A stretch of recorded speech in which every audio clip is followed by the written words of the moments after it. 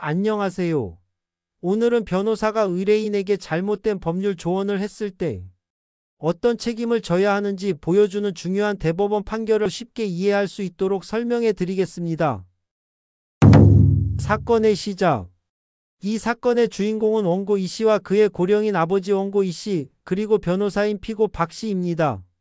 2011년 3월 원고 이 씨는 100세가량의 아버지를 대신해서 아버지 소유의 부동산을 다른 사람들에게 팔기로 계약했습니다. 그런데 매수자들이 중도금만 주고 나머지 돈을 주지 않아서 계약이 제대로 이행되지 않았습니다. 결국 2013년에 그 매수자들이 우리가 돈을 줄 테니 땅을 넘겨달라며 소송을 걸었습니다. 이것이 바로 이 사건의 출발점이 된 선행소송입니다. 변호사 선임과 높은 수임료. 원고 이 씨는 아버지를 대리해서 법무법인에 이 소송을 맡겼습니다.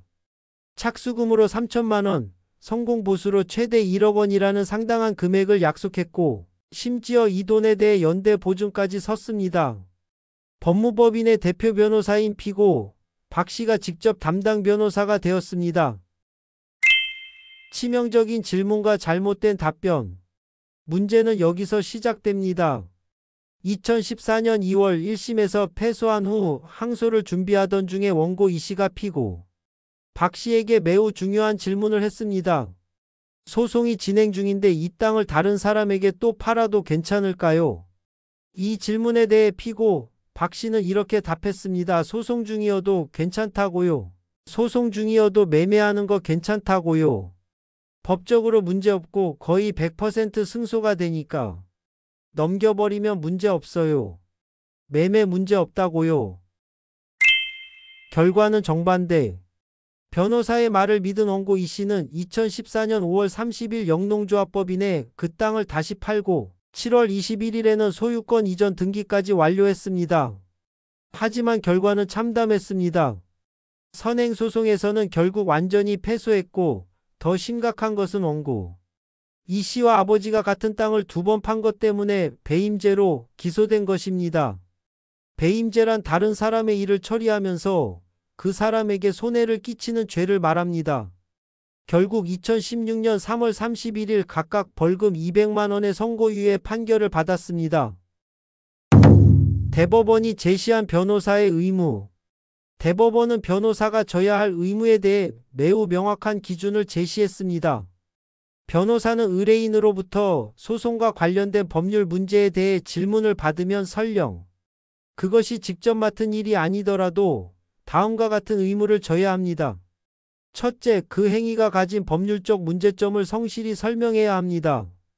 둘째, 의뢰인의 선택이 소송에 어떤 영향을 미칠지 알려줘야 합니다. 셋째, 형사처벌 위험이 있다면 반드시 그 위험성을 고지해야 합니다. 넷째, 자신의 지식 범위를 벗어나거나 일반적 견해와 다른 의견이라면 다른 전문가에게도 상담받도록 조언해야 합니다. 피고 변호사의 심각한 과실. 피고 박 씨는 이런 의무를 전혀 지키지 않았습니다. 부동산을 2번 파는 행위가 대법원 판례에 따라 배임죄가 될 수 있다는 것은 확립된 법리였는데도 형사처벌 가능성은 전혀 언급하지 않고 오히려 문제없다고 잘못 조언한 것입니다.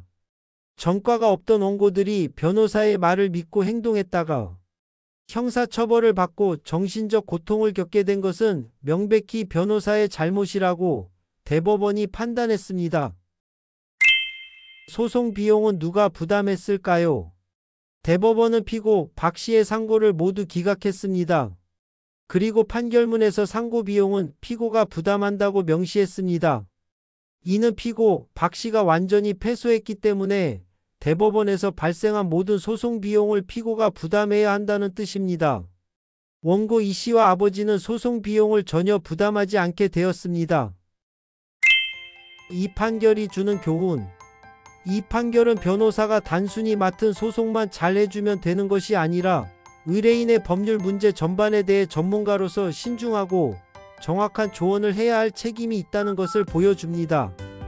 특히 형사처벌 위험이 있는 경우에는 반드시 이를 알려줘야 하며 이를 소홀히 하면 손해배상 책임을 져야 한다는 중요한 법리를 확립한 사례입니다. 변호사의 한마디가 의뢰인의 인생에 얼마나 큰 영향을 미칠 수 있는지를 보여주는 대표적인 사건이고, 변호사 선임이 얼마나 중요한지를 잘 보여주는 판례였습니다. 시청해주셔서 감사합니다.